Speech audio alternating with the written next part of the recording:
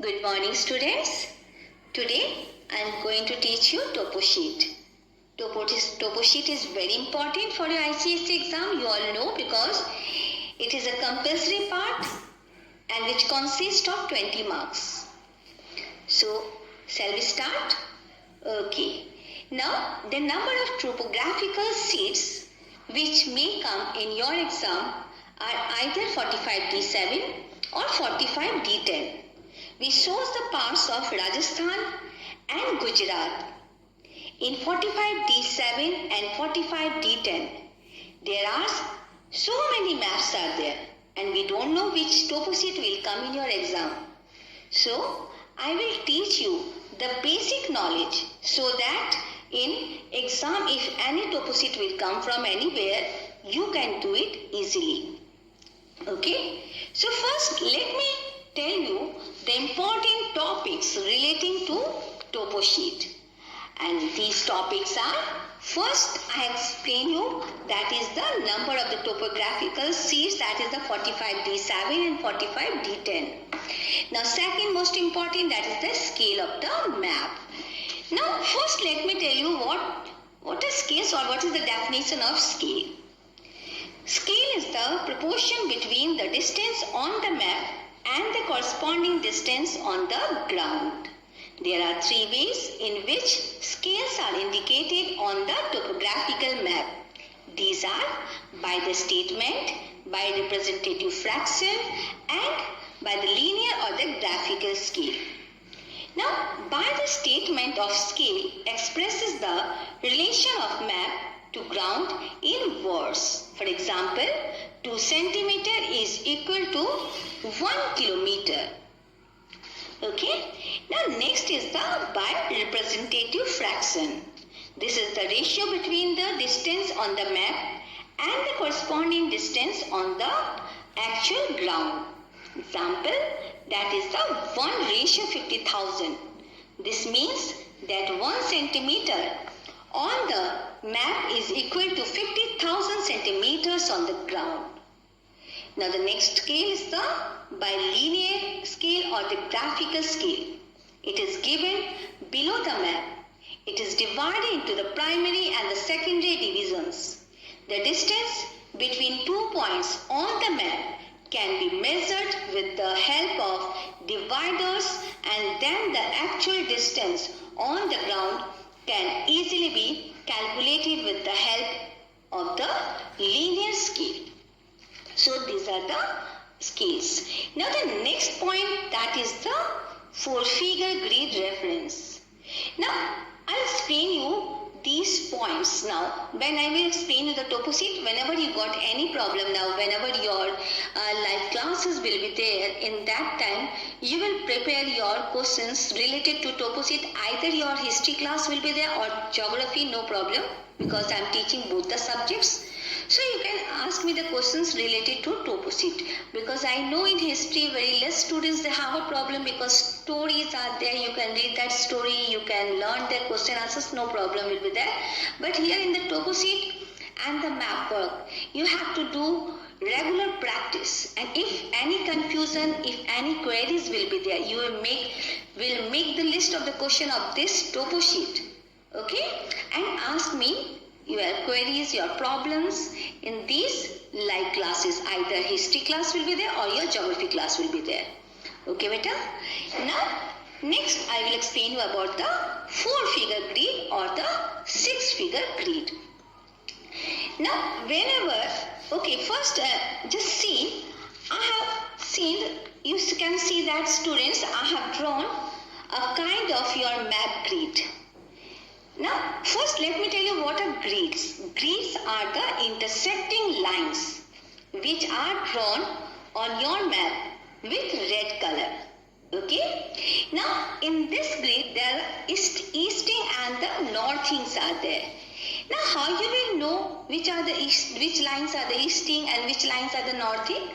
So, now listen. Easting are the vertical grid lines. Okay. Eastings are the vertical grid lines drawn on the topographical map from north to south. The numbers are written in the northern part and in the southern end of the lines. Okay, now you can understand what are eastings. Now next is the northings. Northings are horizontal lines running east to west. The numbers are written in the western and the eastern ends of the lines. And with the help of this northing and easting, you can take out that 4-figure grid and the 6-figure grid. Okay. Now I will explain you how you will take out 4-figure grid and the 6-figure grid. First 4-figure grid. The points at which the vertical and horizontal lines of the grid cross each other are called coordinates. Okay? For features such as large lakes, streams, rain features, etc., the 4-figure grid references is used. Okay? Now in this, the first two are eastings and the next two are the northings. Now you can see on my blackboard these horizontal lines. These are the northings and these vertical lines are the eastings. Okay.